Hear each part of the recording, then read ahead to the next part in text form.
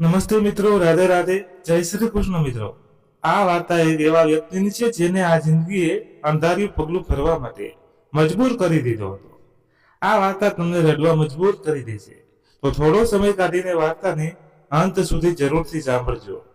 સુરતની ધમધમતી ગલીઓ, જ્યાં જીવનની ચહલ પહલ અને વેપારની ધમાલ દિવસ રાત ગુંજે છે, તે શહેરમાં એક ખૂણે ઝુંપડપટ્ટીના ઘોંઘાટ અને ગરીબીની ચીસો વચ્ચે એક એવો યુવાન રહેતો હતો જેનું નામ હતું રાહુલ. રાહુલનું જીવન એક એવી નાવ જેવું હતું જે ઝાંઝાવાતમાં તોફાનમાં ડૂબવાની આરી હતી, પણ તેમની હિંમતનો એક નાનકડો માચીસનો કણ દરેક અંધકારમાં ચમકતો હતો. આ વાર્તા એવા માણસની છે જેના હૃદયમાં દુઃખના ઘા એટલા ઊંડા હતા કે દરેક શ્વાસ સાથે વેદના લોહીની જેમ વહેતી હતી, જેની આંખોમાં આંસુનો દરિયો લહેરાતો હતો, પણ જે આંસુ હવે સુકાઈ ગયા હતા કારણ કે દુઃખની હદ પાર થઈ ચૂકી હતી. રાહુલની દરેક રાત એક યુદ્ધ જેવી હતી. સુરતની એક નાનકડી પતરાના છાપરાવાળી ઓરડીમાં, જ્યાં વરસાદના ટીપા છાપરાને ચીથીને ઘરમાં ઘૂસતા હતા, રાહુલ ભીંજાતા શરીરે અને ભૂખ્યા પેટે ધરતી પર સૂતો હતો. તેના કાનમાં ગટરની દુર્ગંધ અને બાજુની ઝૂંપડીમાંથી આવતી રડતા બાળકોની ચીસો ગુંજતી હતી. તેના મનમાં એક જ સવાલ ગુંજતો, આ જીવન શા માટે? આ દુઃખ, આ અપમાન, આ ભૂખ, આ બધું સહન કરવાનું શું કામ? તેની આંખોમાં આંસુ નહોતા, કારણ કે આંસુ બાળપણમાં જ વહી ગયા હતા, જ્યારે તે રસ્તા પર રમતા બાળકોને જોઈને ઈર્ષા કરતો અને પોતાના ફાટેલા કપડાં ઢાંકવાનો પ્રયાસ કરતો. એક રાત જ્યારે વરસાદની ધારાઓ ઝૂંપડીના છાપડાને ચીરીને અંદર ઘૂસી રહી હતી, રાહુલ એક ખૂણામાં બેસીને ધ્રુજતો હતો. તેના હાથમાં એક જૂનું ગંધાતું દોરડું હતું જે તેને ઝૂંપડીની બહારના ખાટલા પરથી મળ્યું હતું. તેનું મન ખાલી હતું, હૃદય થાકી ગયું હતું. બસ હવે નહીં, એ વિચારે તેનું શરીર કામતું હતું.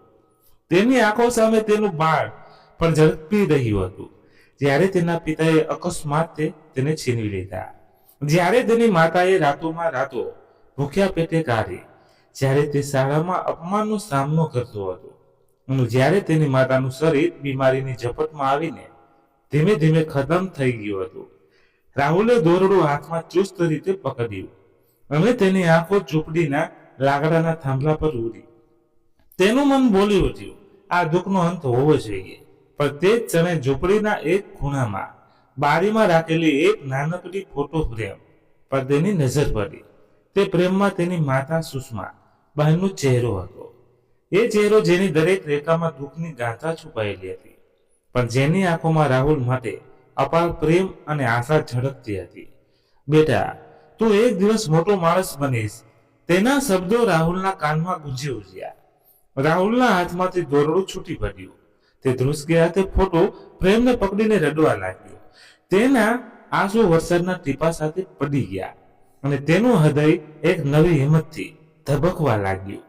આ વાર્તા એ જ રાહુલની છે જે દુઃખના ગાઢ અંધકારમાં ડૂબી જવાની હારી હતો, પણ તેની હિંમતે તેને ન માત્ર જીવનની લડાઈ જીતાડી, પણ સુરતની ધરતી પર એક સફળ ઉદ્યોગપતિ તરીકે ઊભો કર્યો.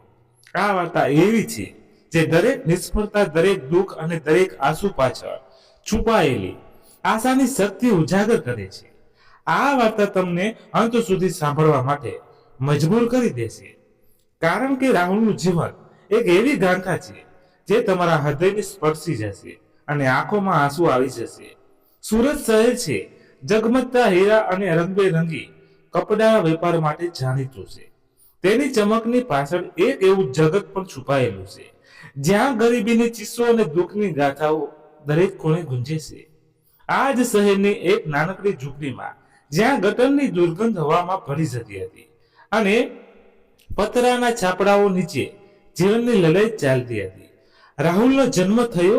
આ ઝૂંપડપટ્ટી જે સુરતના ઉધગના વિસ્તારની બાજુમાં આવેલી હતી, એક એવું જગત હતું જ્યાં સપનાઓ ભૂખ અને અપમાનની ભઠ્ઠીઓમાં બળીને રાત થઈ જતા. રાહુલના પિતા રમેશભાઈ એક રિક્ષા ચાલક હતા. તેમનું જીવન સુરતના ધમધમતા રસ્તા ઉપર પરસેવામાં રેબઝેબ થઈને વીત્યું હતું. રમેશભાઈ એક એવા માણસ હતા જેમની આંખોમાં હંમેશા એક નાનકડું સંપળું ઝટકતું હતું. પોતાના દીકરા રાહુલને સારું એવું શિક્ષણ આપીને મોટો માણસ બનાવવાનું. તેમનું શરીર થાકેલું હોવા છતાં રાત્રે ઘરે આવીને તેઓ રાહુલને ગળે લગાવતા અને કહેતા, બેટા તું ભણજે, આ રિક્ષા મારું જીવન છે, પણ તારું જીવન આનાથી મોટું હશે. રાહુલ, જે ત્યારે માત્ર 5 વર્ષનો હતો, તેના પિતાનો શબ્દને નાનકડા હૃદયમાં સાચવી લેતો હતો. રાહુલની માતા સુષ્માબાઈ એક એવી સ્ત્રી હતા જેના ચહેરા પર દુઃખની દરેક રેખાઓ હોવા છતાં એક શાંત અને પ્રેમ ભર્યું સ્મિત હંમેશા રહેતું. સુષ્માબાઈ ઘેર ઘેર કામ કરતા, કપડાં ધોવા, વાસણ માંજવા અને ઘરોની સફાઈ કરવા. તેમના હાથ રફ થઈ ગયા હતા, નસો બહાર નીકળી આવી હતી, પણ તેમનું હૃદય હજુ પણ રાહુલ માટે ધબકતું હતું. રાત્રે જ્યારે રમેશભાઈ રિક્ષા લઈને બહાર હોય, સુષ્માબાઈ રાહુલને ગળે લગાવીને નાનકડી ઓરડીમાં બેસીને રોટલી બનાવતા. તેઓ ધીમા અવાજે કહેતા, બેટા આ ગરીબી આપણું નસીબ નથી, તું ભણજે અને આ બધું બદલી નાખજે. રાહુલ જેની નાનકડી આંખોમાં માતાનો પ્રેમ ઝળકતો, એ ચૂપચાપ માથું હલાવતો, પણ આ નાનકડું સુખ લાંબુ ન ટક્યું. રાહુલ જ્યારે 8 વર્ષનો હતો ત્યારે એક રાત્રે એક દુઃખદ ઘટનાએ તેના જીવનનો પાયો હચમચાવી દીધો. રમેશભાઈ જે રાત્રે વધુ કમાણીથી આશાએ રિક્ષા લઈને બહાર નીકળ્યા હતા. તેમની રિક્ષાને એક ઝડપી ટ્રકે ટક્કર મારી. ટક્કર એટલી જોરદાર હતી કે રમેશભાઈનું શરીર રસ્તા પર લોહી લોહા ખાબોચિયામાં ફેંકાઈ ગયું. જ્યારે ખબર પડી ત્યારે સુષ્માબહેન રાહુલનો હાથ પકડીને હોસ્પિટલ દોડ્યા, પણ ડોક્ટરે નિરાશા ભર્યા ચહેરે કહ્યું, અમે કંઈ ન કરી શકીએ, તેમનું અવસાન થયું. સુષ્માબહેનનું હૃદય આ શબ્દો સાંભળીને ચીરાઈ ગયું. તેમના પતિ જેમની સાથે તેમને આ ઝૂંપડીમાં સપનાઓનું એક નાનકડું આકાશ બનાવ્યું હતું, એ હવે આ દુનિયામાં નહોતા. રાહુલ જે હજુ 8 વર્ષનો હતો, તેના પિતાના શબ્દને જોઈને સ્તનબંધ થઈ ગયો. તેની નાનકડી આંખોમાં ડર, ગુસ્સો અને દુઃખનો એક તોફાન ઉભરાઈ રહ્યું હતું. તે રડ્યો નહીં, કારણ કે તેને ખબર નહોતી કે આ દુઃખને કેવી રીતે વ્યક્ત કરવું, પણ તેનું હૃદય એક એવા સવાલથી ધબકવા લાગ્યું જેનો જવાબ તેને ક્યારેય નહોતો મળવાનો. મારા બાપુ કેમ ગયા? અમે શું ખોટું કર્યું? સુષ્માબેને પોતાના આંસુઓને રાહુલની સામે ન આવવા દીધા. તેમણે રાહુલને ગળે લગાવીને કહ્યું, બેટા તું ચિંતા ન કર, હું છું ને, આપણે સાથે મળીને બધું સાંભળી લેશું. પણ રાહુલની નાનકડી આંખોમાં એક ડર બેસી ગયો હતો. તેને લાગતું હતું કે જીવન એક એવું જંગલ છે જ્યાં દરેક પગલે ખતરો રાહ જોવે છે. તે રાત્રે જ્યારે ઓરડીના અંધકાર છવાયો હતો, રાહુલે પોતાની માતાને ગળે લગાવીને સૂવાનો પ્રયાસ કર્યો, પણ તેની આંખો સામે તેના પિતાને લોહીથી ખડકાયેલો ચહેરો ઝબક્યા કરતો હતો. રમેશભાઈના અવસાન પછી સુષ્માબેન પર ઘરની બધી જ જવાબદારીઓ આવી પડી. તેમણે વધુ ઘરોમાં કામ શરૂ કર્યું. સવારે વહેલા ઉઠીને તેઓ રાહુલ માટે રોટલી બનાવતા અને પછી દિવસભર ઘરે ઘરે કામ કરવા નીકળી જતા. રાહુલને શાળામાં મોકલવા માટે તેમણે પોતાના શરીરની દરેક શક્તિ ખર્ચી નાખી હતી. રાહુલનું બાળપણ એટલું નાનું હતું કે તેને રમકડાનો અર્થ પણ ખબર ન હતો. તેના માટે રમકડું એટલે રસ્તા પરની મળેલી કોઈ ભાંગેલી ચીજ અને ખુશી એટલે માતાના હાથે બનાવેલી રોટલી. પણ આ નાનકડા રાહુલ માટે આ ખુશી પણ લાંબી ન ટકી. શાળામાં રાહુલના સાથીઓ તેની ગરીબીની મજાક ઉડાવતા. અરે રાહુલ, તારા કપડાં તો ફાટેલા છે, તું શું ભિખારી છે? એવા તે જેના શબ્દો રાહુલ હૃદયને વિંધતા, પણ તે ચૂપચાપ બધું સહન કરતો હતો. તેનું એકમાત્ર ધ્યેય હતું, મારે ભણવું છે, જેથી મારી માને ક્યારેય રડવું ન પડે. રાત્રે જ્યારે સુષ્માબેન ઘરે આવતા, રાહુલ તેમના થાકેલા ચહેરા પર એક સ્મિત જોવા માટે તાપીને રહેતો. માં, આજે હું શાળામાં પહેલો આવ્યો, એમ કહીને તે માતાને ખુશ કરવાનો પ્રયાસ કરતો. સુષ્માબહેનની આંખોમાં એક ચમક આવતી અને તેઓ રાહુલના માથે હાથ ફેરવીને કહેતા, બેટા તું મારું ગૌરવ છે. પણ દુઃખનો દરિયો હજુ શાંત નહોતો થયો. રાહુલની માતાને રાત્રે ઊંઘ ન આવતી, કારણ કે તેમને ચિંતા હતી કે રાહુલની શાળાની ફી અને ઘરનો ખર્ચો કેવી રીતે ચાલશે. તેમનું શરીર ધીમે ધીમે થાકવા લાગ્યું, પણ તેમણે રાહુલને ક્યારેય આ વાતની ભનક ન લાગવા દીધી. રાહુલ જે હવે ધીમે ધીમે સમજનો થઈ રહ્યો હતો, તેની માતાના થાકેલો હાથ અને ચહેરા પરની ચિંતાની રેખાઓ જોતો હતો અને તેનું નાનકડું હૃદય ભારે થઈ જતું હતું. આ દુઃખના દરિયામાં રાહુલનું બાળપણ ડૂબતું જતું, પણ તેના હૃદયમાં એક નાનકડી આશાની ચિંગારી હજુ જીવંત હતી. તે જાણતો હતો કે તેની માતા અને પિતાના સપનાઓને સાકાર કરવા માટે તેને લડવું પડશે. આ લડાઈ સરળ નહોતી, પણ રાહુલની આંખોમાં એક એવી અદમ્ય હિંમત ઝળકતી હતી જે તેને આગળ વધવા માટે પ્રેરિત કરતી હતી. રાહુલના પિતા રમેશભાઈના અવસાન પછી સુષ્માબહેનના ખંભે ઘરની સંપૂર્ણ જવાબદારી આવી પડી હતી. સુરતની ઝૂંપડપટ્ટી, તે નાનકડી ઓરડી જે એક સમયે રમેશભાઈના હાસ્ય અને સુષ્માબહેનના પ્રેમથી ભરેલી હતી, હવે ચૂપકીદી અને ચિંતાઓનું ઘર બની ગઈ હતી. રાહુલ જે હવે 9 વર્ષનો થઈ ગયો હતો, તેની માતાના થાકેલા ચહેરા અને ગયેલા હાથો છુપાયેલી વેદના જોઈ શકતો હતો. તેનું નાનકડું હૃદય ભારે થઈ જતું, પણ તે જાણતો હતો કે તેની માતા માટે તેનું શિક્ષણ એકમાત્ર આશાનું કિરણ છે. સુષ્માબેને રાહુલને શિક્ષણ અપાવવા માટે પોતાની બધી તાકાત લગાવી દીધી હતી. ઉધકના વિસ્તારની નજીક આવેલી એક સરકારી શાળામાં રાહુલનું નામ નોંધાયું. આ શાળા એક જૂની ઇમારત હતી, જેની દિવાલો પર ભેજના ડાંગ હતા અને ખુરશીઓ તૂટેલી હતી. પણ રાહુલ માટે આ શાળા એક મંદિર હતું, જ્યાં તે પોતાના અને માતાના સપનાઓને સાકાર કરવાની આશા લઈને આવતો. તે દરરોજ સવારે ફાટેલા ચંપલ અને જૂના યુનિફોર્મમાં શાળાએ જતો, પણ તેની આંખોમાં એક અજાણી ચમક હતી, એક એવી ચમક જે ગરીબ અને અપમાનની આગમાં પણ ઝાંખી પડતી નહોતી. શાળામાં રાહુલનો સામનો એક નવા પડકાર સાથે થયો. તેના સાથીઓ, જેમના મોટા ભાગના મધ્યમ વર્ગના પરિવારોમાંથી હતા, તેને ગરીબીની મજાક ઉડાવતા, અરે રાહુલ, તારા ચંપલમાં તો કાણા પડી ગયા છે, તું ઝૂંપડપટ્ટીમાંથી આવે છે, એવા શબ્દો રાહુલના હૃદયને વીંધી નાખતા હતા. તે ચૂપચાપ નજર નીચી કરીને બેસી જતો, પણ અંદરથી તેનું મન બળતું હતું. તે પોતાની જાતને કહેતો, એક દિવસ હું આ બધાને બતાવી દઈશ. શિક્ષકો પણ રાહુલને ખાસ ધ્યાન નહોતા આપતા, કારણ કે તેમના માટે રાહુલ એક સામાન્ય ગરીબ બાળક હતો, જેમનામાં કંઈ ખાસ હોય એવું એમને લાગતું ન હતું. રાહુલે આ બધું સહન કરીને પોતાનો અભ્યાસ ચાલુ રાખ્યો.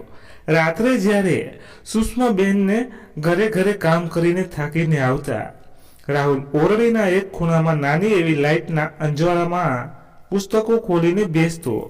તેની માતા તેને જોઈને ગર્વ અનુભવતા, પણ તેમની આંખોમાં એક ચિંતા પણ હતી. રાહુલનું શિક્ષણ અને ઘરનો ખર્ચો કેવી રીતે ચાલશે? જ્યારે રાહુલ 12મા ધોરણમાં પહોંચ્યો, ત્યારે દુઃખનો દરિયો ફરી એકવાર ઉછળ્યો. સુષ્માબહેનની તબિયત ખરાબ થવા લાગી. શરૂઆતમાં તેમણે રાહુલને કહ્યું કે આ તો થાકની અસર છે, પણ રાહુલની નજરથી તેમના ચહેરાની નિસ્તે અને ધ્રુજતા હાથ છુપાઈ શક્યા નહીં. એક દિવસ જ્યારે સુષ્માબહેન રસોડામાં રોટલી બનાવતા હતા, તેઓ અચાનક ઢળી પડ્યા. રાહુલ ગભરાઈ ગયો અને તેમને ઝૂંપડપટ્ટીની બહાર એક નાનકડી હોસ્પિટલમાં લઈ ગયો. ડોક્ટરે તપાસ કરીને કહ્યું, તેમને ગંભીર બીમારી છે, ઇલાજનો ખૂબ ખર્ચો છે અને સમય પણ ઓછો છે. આ શબ્દો રાહુલના હૃદયમાં તલવારની જેમ ખૂબી ગયા. તેને લાગ્યું કે તેનું આખું જગત ખતમ થઈ રહ્યું છે. મારી માને કંઈ નહીં થાય. તે ડોક્ટરની સામે બોલી ઉઠ્યો, પણ તેનો જવાબ ધ્રુજી રહ્યો હતો. સુષ્માબહેને રાહુલનો હાથ પકડીને ધીમા અવાજે કહ્યું, બેટા, તું ભણવાનું ન છોડતો. મારા માટે નહીં, પણ તારા માટે જીવ. રાહુલે નક્કી કર્યું કે તે અભ્યાસની સાથે નાનું મોટું કામ કરશે, જેથી માતાના ઈલાજ માટે પૈસા ભેગા થાય. તેણે સુરતના એક નાનકડા ચોકમાં 4 નાસ્તાની લારી પર કામ કર્યું. સવારે શાળા, બપોરે લારી પર કામ અને રાત્રે અભ્યાસ. આ રાહુલનું જીવન બની ગયું હતું. લારી પર તેને અપમાન પણ સહન કરવું પડતું હતું. લારીનો માલિક બૂમો પાડતો, અરે ચા ઝડપથી લાવ, નહીં તો તને નોકરીમાંથી કાઢી નાખીશ. પણ રાહુલ ચૂપચાપ બધું સહન કરતો, કારણ કે તે જાણતો હતો કે આ પૈસા તેની માતાના ઈલાજ માટે જરૂરી છે. પણ રાહુલની આ મહેનત પણ દુઃખના તોફાનને રોકી ન શકી. રાહુલની પરીક્ષા નજીક આવી અને રાહુલનું મન ચિંતાઓથી ઘેરાયેલું હતું. રાત્રે અભ્યાસ કરતી વખતે તેની આંખો ઢાંકતી બંધ થતી જતી અને તેનું મગજ માતાની બીમારીના વિચારોમાં ખોવાઈ જતું હતું. પરીક્ષામાં તેણે પોતાની બધી તાકાત લગાવી દીધી, પણ તેની તૈયારીઓ અધૂરી હતી. જ્યારે પરિણામ આવ્યું ત્યારે રાહુલના હાથમાં નિષ્ફળતાનું પ્રમાણપત્ર હતું. તે શાળાના બોર્ડ પર પોતાનું નામ શોધવા ગયો, પણ તેનું નામ નિષ્ફળ થનારાઓની યાદીમાં હતું. આ જોઈને રાહુલનું હૃદય ભાંગી પડ્યું. તે રડ્યો નહીં, કારણ કે તેની આંખોમાં આંસુ બચ્યા નહોતા. મેં મારી માનું સપનું તોડી નાખ્યું, એ વિચારે તેનું મન ભારે થઈ ગયું. તે ઓરડીમાં પાછો પડ્યો. તેને સુષ્માબહેનની સામે નજર મિલાવવાની હિંમત ન થઈ. સુષ્માબેને જે હવે બીમારીના કારણે નબળા થઈ ગયા હતા. તેમણે રાહુલની નિરાશા જોઈ. તેમણે તેને ગળે લગાવીને કહ્યું, બેટા, નિષ્ફળતા એ જ જીવનનો એક ભાગ છે. તો હિંમત ન હાર, તું તારી સાથે છું. આ શબ્દોએ રાહુલના હૃદયમાં એક નવી આગ પ્રગટાવી દીધી. તેને નક્કી કર્યું કે તે ફરીથી 12મું ધોરણ પાસ કરશે અને પોતાની માતાનું સપનું સાકાર કરશે. પણ રાહુલ જાણતો નહોતો કે દુઃખને આ પડાવ તો ફક્ત શરૂઆત હતી. તેની આગળનો રસ્તો વધુ કઠિન અને પીડાદાયક હતો, જેને તેની કસોટી કરવા તૈયાર હતો. રાહુલ જીવનમાં 12મા ધોરણની નિષ્ફળતા એક એવો આઘાત હતો જે તેના નાનકડા હૃદયને ચીરી નાખે એવો હતો. સુરતની ઝૂંપડપટ્ટીની એક નાનકડી ઓરડી, જે એક સમય તેની માતા સુષ્માબહેનના પ્રેમ અને આશાથી ભરેલી હતી, હવે ચિંતાઓ અને નિરાશાનું ઘર બની ગઈ હતી. રાહુલ, જે હવે 17 વર્ષનો થયો હતો, તેની માતાના નબળા શરીર અને ચહેરા પરની ચિંતાની રેખાઓ જોઈને રાતોનો રાતો જાગતો. તે જાગતો હતો. તેની માતાની બીમારી દિવસે ને દિવસે વધુ ગંભીર બનતી રહી અને તેની નિષ્ફળતાએ તેના હૃદય પર વધુ એક ઘા કર્યો હતો. સુષ્માબહેનના શબ્દો, નિષ્ફળતા એ જીવનનો ભાગ છે, બેટા, તું હિંમત ન હાર, રાહુલના મનમાં ગુંજતો હતો. તેણે નક્કી કર્યું કે તે ફરીથી 12મું ધોરણ પાસ કરશે અને આ વખતે તે પોતાની માતાનું સપનું તૂટવા નહીં દે. રાહુલે પોતાનું રૂટીન ફરીથી ગોઠવ્યું. સવારે શાળા, બપોરે ચા નાસ્તાની લારી પર કામ અને રાત્રે અભ્યાસ. તેનું શરીર થાકી જતું, પણ તેનું હૃદય હિંમતથી ધબકતું હતું. મારે મારી માનું ગૌરવ બનવું છે, એ વિચાર તેને દરેક મુશ્કેલીમાં આગળ ધપાવતો. પણ દુઃખનો ઝંઝાવત હજુ શાંત થયો નહોતો. એક દિવસ જ્યારે રાહુલ ચાની લારી પર કામ કરતો હતો, તેને એક પાડોશીએ દોડતા આવીને ખબર આપી, રાહુલ, તારી માની તબિયત ખૂબ જ ખરાબ થઈ ગઈ છે, તે ઘરે બેહોશ થઈ ગઈ. રાહુલના હાથમાંથી ચાનો ગ્લાસ છૂટી પડ્યો અને તે ઝૂંપડી તરફ દોડ્યો. જ્યારે તે ઘરે પહોંચ્યો ત્યારે સુષ્માબહેન ધરતી પર પડેલા હતા. તેમનો ચહેરો નિસ્તેજ હતો અને શ્વાસ ધીમા થઈ રહ્યા હતા.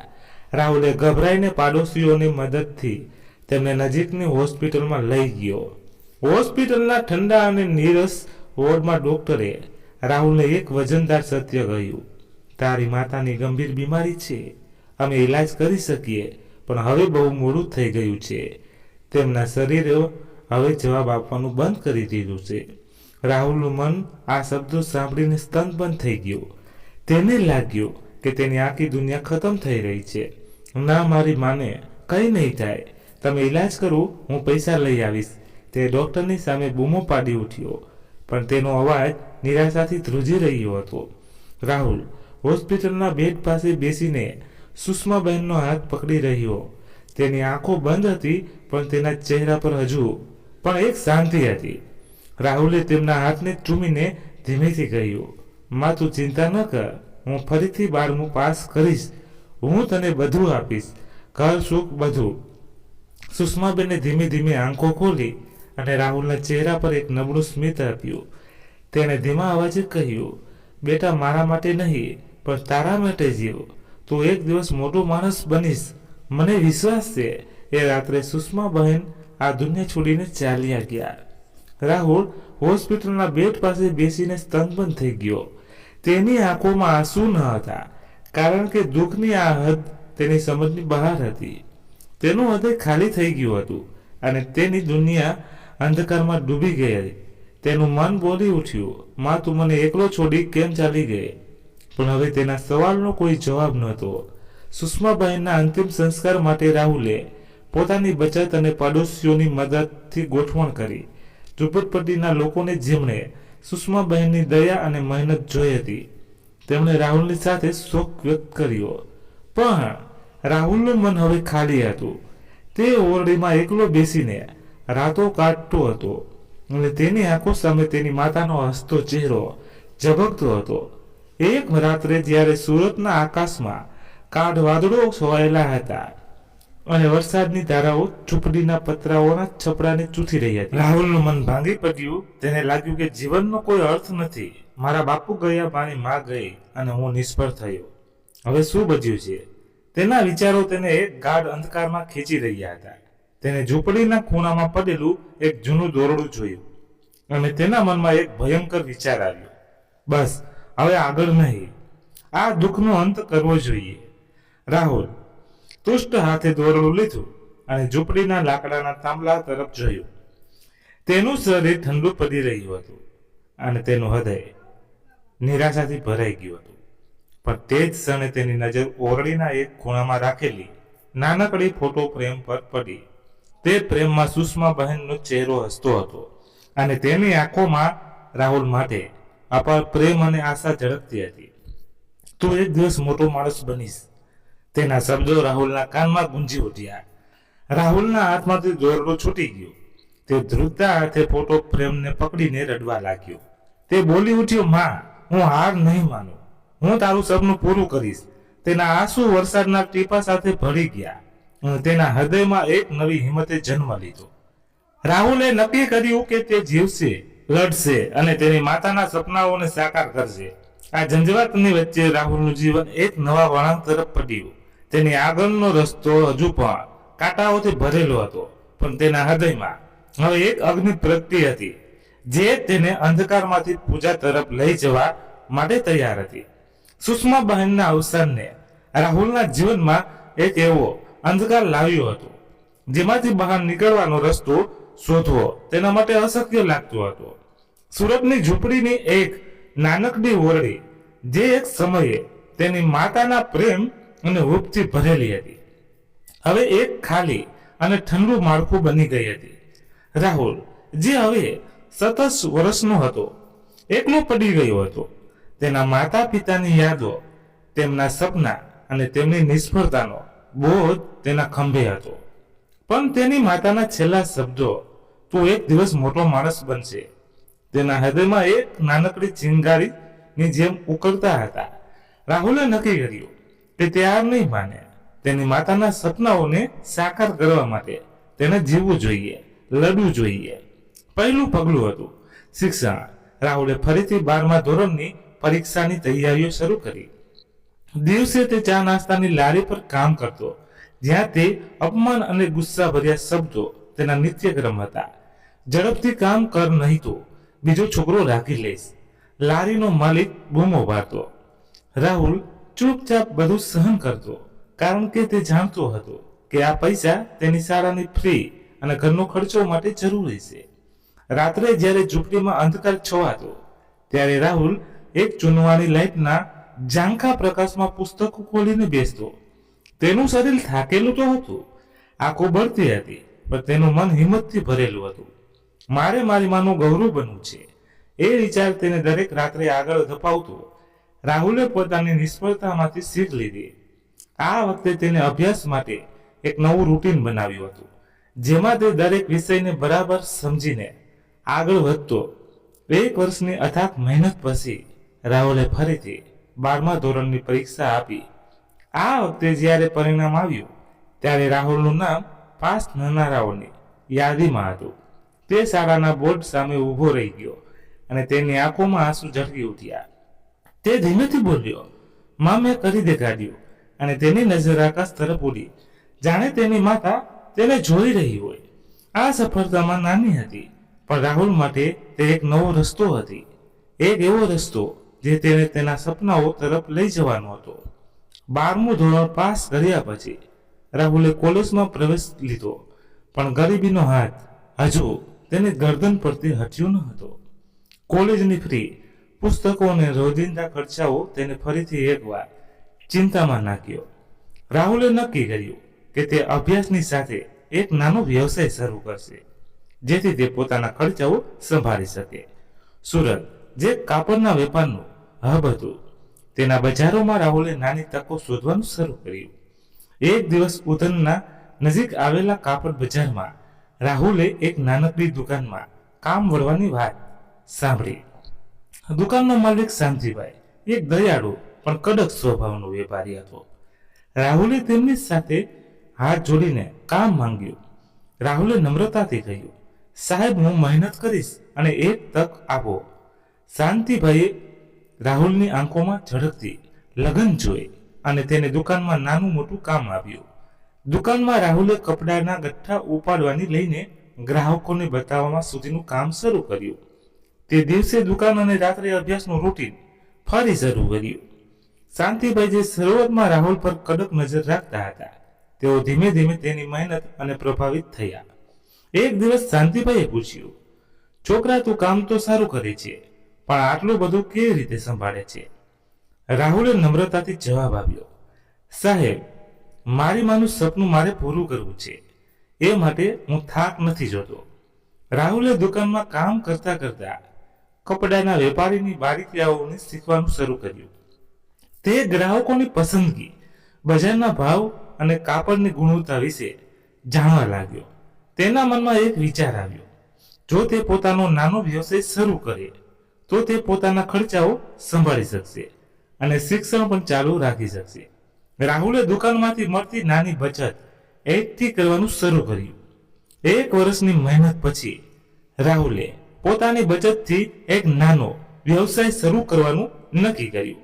તેને સુરતના કાપડ બજારમાંથી થોડું સસ્તું કાપડ ખરીદ્યું અને તેને નજીકના ગામડાઓમાં વેચવાનું શરૂ કર્યું. શરૂઆતમાં તે થોડી સફળતા મળી અને તેનું હૃદય આશાઓથી ભરાઈ ગયું. તે પોતાની જાતને કહેતો, આજે નાનો વ્યવસાય, કાલે મોટો. પણ નિષ્ફળતાએ હજુ તેનો પીછો છોડ્યો નહોતો. એક વખત બજારમાં મંદી આવી અને રાહુલે જે કાપડ પણ ખરીદ્યું હતું તેની કિંમત ઘટી ગઈ. તેની બચત અને મહેનત બધું પાણીમાં ગયું. રાહુલ ફરી એકવાર હાથે ઊભો હતો. શું હું હંમેશા નિષ્ફળ જ જઈશ? તેનું મન નિરાશાથી ભરાઈ ગયું. પણ આ વખતે રાહુલના હૃદયમાં એક અલગ જ આગ હતી. તેની માતાના શબ્દો, હું તારી સાથે છું, તને દરેક પડકારમાં શક્તિ આપવા. રાહુલે નક્કી કર્યું કે તે ફરી ઊભો થશે. તેને શાંતિભાઈની દુકાનમાં પાછું કામ શરૂ કર્યું અને નવા જોશથી પોતાના સપનાઓને આગળ તપાવવાનું નક્કી કર્યું. આ નવો રસ્તો કાંટાઓથી ભરેલો હતો, પણ રાહુલની હિંમત તેને એક નવી મંજિલ તરફ લઈ જવા તૈયાર હતી. રાહુલનું જીવન, જે અત્યાર સુધી દુઃખ અને નિષ્ફળતાના ગાઢ અંધકારમાં ડૂબેલું હતું, હવે એક એવા વળાંક પર આવી પહોંચ્યું હતું જ્યાંથી ઉદાસની ઝાંકી દેખાતી હતી. સુરતની ઝૂંપડપટ્ટી, તે નાનકડી ઓરડી જે એક સમયે તેના દુઃખની નિશાની હતી, હવે તેની હિંમત અને મહેનતની સાક્ષી બની રહી હતી. રાહુલ, જે હવે 18 વર્ષનો થઈ ગયો હતો, તેની માતા સુષ્માબહેનના સપનાઓને સાકાર કરવા માટે અથાગ પ્રયાસો કરી રહ્યો હતો. 12મું ધોરણ પાસ કર્યા પછી તેણે કોલેજ અભ્યાસ ચાલુ રાખ્યો અને સાથે સાથે કાપડ બજારની નાનકડી દુકાનમાં કામ પણ કરતો હતો. પણ તેનો પહેલો વ્યવસાય નિષ્ફળ થયો અને તેની બચત પાણીમાં ગઈ, જેમાંથી તેનું હૃદય ફરી એકવાર ભાંગી પડ્યું હતું. આ નિષ્ફળતા છતાં રાહુલની હિંમત ડગી નહોતી. તેની માતાના શબ્દો, તું એક દિવસ મોટો માણસ બનીશ, તેના હૃદયમાં એક અગ્નિની જેમ બળતા હતા. રાહુલે શાંતિભાઈની દુકાનમાં ફરી કામ શરૂ કર્યું અને આ વખતે તેના મનમાં એક નવો સંકલ્પ હતો. તે ફરીથી વ્યવસાય શરૂ કરશે અને આ વખતે નિષ્ફળ નહીં થાય. એક દિવસ સુરતના કાપડ બજારની ધમધમાટી ગલીઓમાં રાહુલની મુલાકાત એક વૃદ્ધ વેપારી નારણભાઈ સાથે થઈ. નારણભાઈ, જે ઉધનના નજીક એક મોટી કાપડની દુકાનનો માલિક હતો. તેમની આંખો અનુભવની ચમક અને હૃદયમાં દયા હતી. તેઓ એક એવા વડીલ હતા જેમની વાતોમાં જ્ઞાન અને પ્રેરણા છુપાયેલી હતી. રાહુલ એક ગ્રાહક માટે કાપડનું પોટલું લઈને નારાયણભાઈની દુકાને પહોંચ્યો હતો અને તેની મહેનત અને નમ્રતાએ નારાયણભાઈનું ધ્યાન ખેંચ્યું. નારાયણભાઈએ હળવા સ્મિત સાથે પૂછ્યું, બેટા, તું આટલું બધું કામ કેવી રીતે કરે છે? રાહુલે નજર નીચે રાખીને જવાબ આપ્યો, સાહેબ, મારે મારી માનું સપનું પૂરું કરવું છે. મારી પાસે બીજો કોઈ રસ્તો નથી. નારાયણભાઈએ રાહુલની આંખોમાં ઝળકતી લગન અને દુઃખની પીડા જોઈ. તેમણે રાહુલને પોતાની દુકાનમાં નિયમિત કામ કરવા આવવાનું નક્કી કર્યું. નારાયણભાઈએ કહ્યું, તું મારી દુકાનમાં કામ કર અને હું તને વેપારની બારીકીઓ શીખવીશ. રાહુલ માટે આ એક સોનેરી તક હતી. તેણે નારાયણભાઈની દુકાનમાં કામ શરૂ કર્યું અને તેમની પાસેથી કાપડના વેપારના નાના નાના પાસાઓ શીખવા લાગ્યો. નારાયણભાઈએ તેને ગ્રાહક સાથે વાતચીત કરવાની રીત, બજારની માંગ સમજવી અને કાપડની ગુણવત્તાનું મહત્વ શીખવ્યું. નારાયણભાઈએ એક દિવસ કહ્યું, રાહુલ, વેપારના નફો મહત્વનો છે, પણ ગ્રાહકનો વિશ્વાસ તેનાથી પણ મોટો છે. રાહુલે આ શબ્દોને હૃદયમાં ઉતારી લીધા. દુકાનમાં કામ કરતા કરતા રાહુલના મનમાં એક નવો વિચાર જન્મ્યો. કાપડનું ઇન્ટરનેટ પર વેચાણ. સુરતના ઉચ્ચ ગુણવત્તાવાળા કાપડને તે દેશભરમાં પહોંચાડવા માંગતો હતો. તે સમયે ઇન્ટરનેટનો ઉપયોગ ધીમે ધીમે વધી રહ્યો હતો અને રાહુલે આ તકને ઝડપી લેવાનું નક્કી કર્યું. તેણે નારાયણભાઈ સાથે આ વિચાર શેર કર્યો. રાહુલે ઉત્સાહથી કહ્યું, સાહેબ, જો આપણે આપણું કાપડ ઇન્ટરનેટ પર વેચીએ તો દૂરના ગ્રાહકો પણ આપણી પાસેથી ખરીદી કરી શકશે. આપણે સુરતનું નામ દેશભરમાં લઈ જઈ શકીશું. નારાયણભાઈએ રાહુલના ઉત્સાહને આદર આપ્યો, પણ તેમને ઇન્ટરનેટના વેપારમાં શંકા હતી. તેમણે કહ્યું, આ નવું છે રાહુલ, આમાં જોખમ છે, પણ જો તું ઈચ્છે છે તો તું તને થોડું કાપડ આપીશ. તું પ્રયાસ કરી જો. રાહુલનું હૃદય આશાથી ભરાઈ ગયું. તેણે નારાયણભાઈનો આભાર માન્યો અને પોતાનો નવો પ્રયાસ શરૂ કર્યો.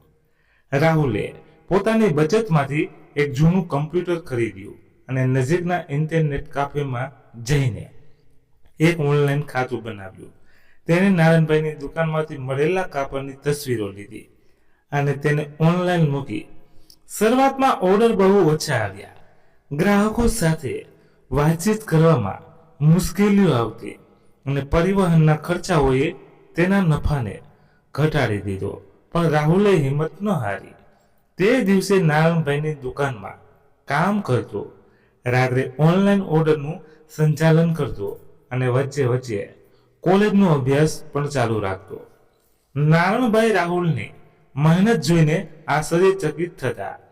તેમણે એક દિવસ પૂછ્યું, બેટા, તું આટલું બધું એકસાથે કેવી રીતે સંભાળે છે? રાહુલે હળવું સ્મિત આપીને કહ્યું, સાહેબ, મારી માએ મને શીખવ્યું છે કે હવે હિંમત હારવી એટલે હારવું. હું હારવા નથી માંગતો. નારાયણભાઈનું હૃદય રાહુલની આ વાતથી ઓગળી ગયું.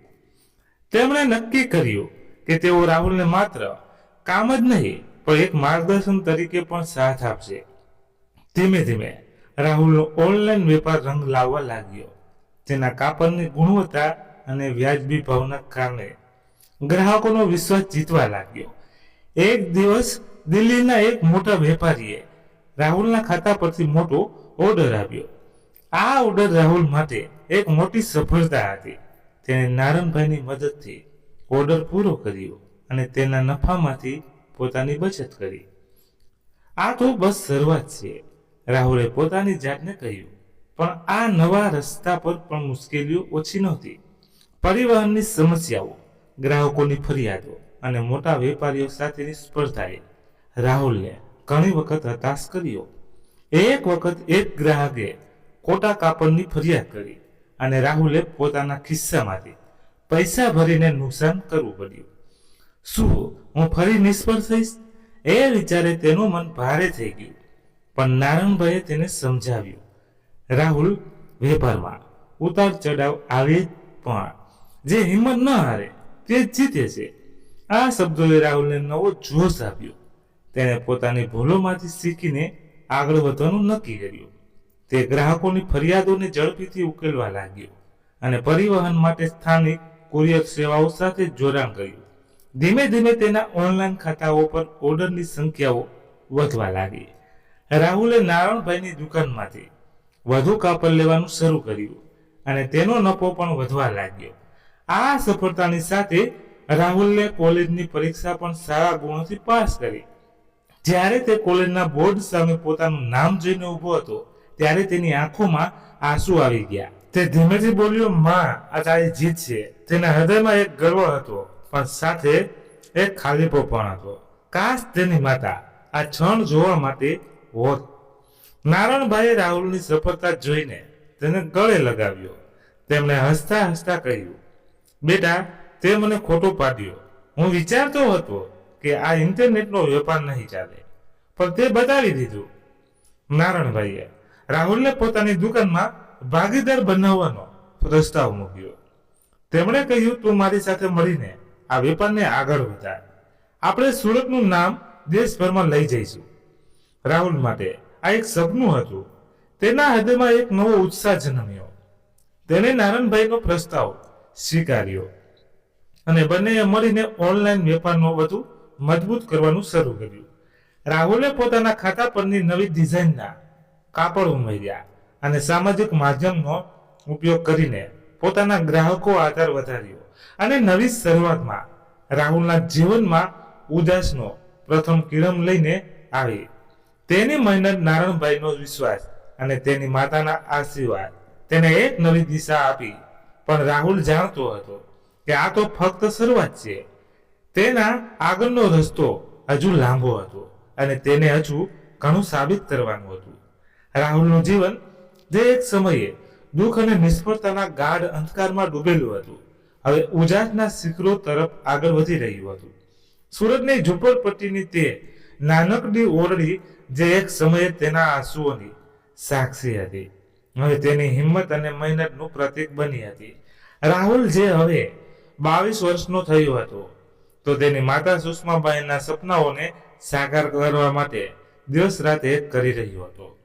કોલેજ સારા ગુણો સાથે પાસ કર્યા પછી તેને નારણભાઈના માર્ગદર્શન હેઠળ ઓનલાઈન કાપડનો વેપાર શરૂ કર્યો અને તેની નાની સફળતાએ તેના હૃદયમાં એક નવી આશા જગાડી હતી.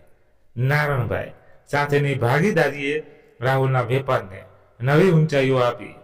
તેમનો ઓનલાઈનનો વેપાર હવે ફક્ત સુરત કે ગુજરાત પૂરતો મર્યાદિત નહોતો, પણ દેશભરના ગ્રાહકો સુધી પહોંચી રહ્યો હતો.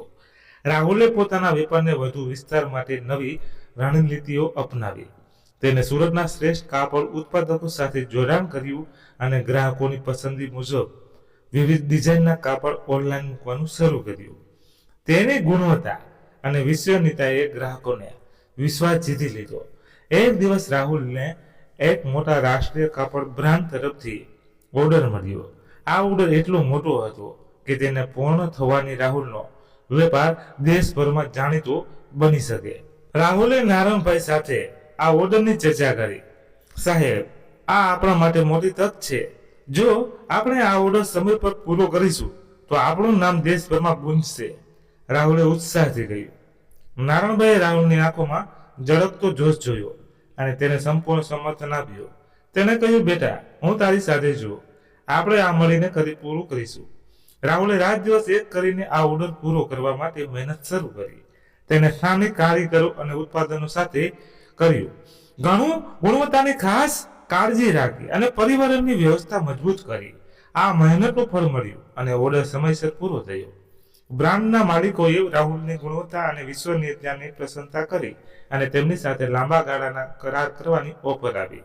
આ સફળતાએ રાહુલના વેપારને એક નવી ઓળખ આપી. રાહુલના ઓનલાઈન વેપારની ખ્યાતિ દેશભરમાં ફેલાવા લાગી. તેનું નામ હવે સુરતના કાપડ બજારમાં ગુંજવા લાગ્યું. નારણભાઈએ જેમણે રાહુલને માર્ગદર્શન આપ્યું હતું, તેની સફળતા જોઈને ગર્વ અનુભવતા હતા. તેમણે રાહુલને ગળે લગાવીને કહ્યું, બેટા, તે મારું નામ રોશન કર્યું. હું જાણતો હતો કે તું કંઈક મોટું કરીશ. રાહુલે નમ્રતાથી જવાબ આપ્યો, સાહેબ, આ બધું તમારા આશીર્વાદ અને મારી માના સપનામાં ફળ છે. આ સફળતા સાથે રાહુલે પોતાની ઓરડી છોડીને એક નાનું ઘર ભાડે લીધું. તે ઘર નાનું હતું, પણ રાહુલ માટે તે એક મહેલની ઓછું ન હતું. તેણે ઘરના એક ખૂણામાં માતા પિતાની તસવીર મૂકી અને દરરોજ સવારે તેમના આશીર્વાદ લેતો. મા બાપુ, તમે જે સપનું જોયું હતું તે હવે સાકાર થઈ રહ્યું છે, તે ધીમેથી બોલતો અને તેની આંખોમાં આંસુ ઝળકતા હતા. એક સાંજે રાહુલ પોતાના નવા ઘરની બારી પાસે ઊભો હતો. સુરતનું આકાશ તારાઓથી ઝગમગી રહ્યું હતું. રાહુલની આંખોમાં એક શાંતિ હતી, પણ તેનું હૃદય હજુ પણ તેની માતાના યાદથી ભરાઈ આવ્યું. તે ધીમેથી બોલ્યો, માં, આજે હું જે કહી છું તે તારા કારણે છું. તારું સપનું હવે મારું જીવન બની ગયું છે. સફળતાનું આ શિખર રાહુલની મહેનત, હિંમત અને તેની માતાના આશીર્વાદનું ફળ હતું. પણ રાહુલ જાણતો હતો કે આ શિખર એક નવી યાત્રાની શરૂઆત છે. તેનો આગળનો રસ્તો હજી લાંબો હતો અને તેની માતાના સપનાઓમાં વધુ ઊંચાઈઓ આપવા માટે તૈયાર હતો. આજે જ્યારે રાહુલ સુરતની ધમધમતી ગલીઓમાં પસાર થાય છે, ત્યારે લોકો તેને આદરથી જુએ છે, પણ રાહુલની આંખોમાં હજુ પણ એ દુઃખની ઝલક દેખાય છે જે તેની સફરનો હિસ્સો હતી. તેની સફળતા ફક્ત તેની નથી, પણ એ દરેક વ્યક્તિની છે જે નિષ્ફળતાઓની વચ્ચે પણ હિંમત નથી હારતું. રાહુલની આ વાર્તા એક પ્રેરણા છે, એક નવો એવો ઉજાસ છે જે અંધકારમાં જન્મે છે, કારણ કે જીવનમાં દુઃખનો દરિયો ભલે ગમે તેટલો ઊંડો હોય, હિંમતની એક નાનકડી ચિંગારી પણ તેને પાર કરી શકે છે. મિત્રો, વાર્તા પૂરી થઈ. મિત્રો, વાર્તા તમને કેવી લાગી અને તમારે વાર્તા વિશે શું કહેવું છે તે કોમેન્ટમાં જરૂરથી જણાવજો. અને આ વાર્તા ગમી હોય તો લાઈક કરી તમારા મિત્રો સાથે શેર જરૂરથી કરજો. ધન્યવાદ. ફરી મળીએ નવી વાર્તા સાથે. ત્યાં સુધી તમારા પરિવાર સાથે ખુશખુશાલ રહો. જય હિન્દ, જય ભારત.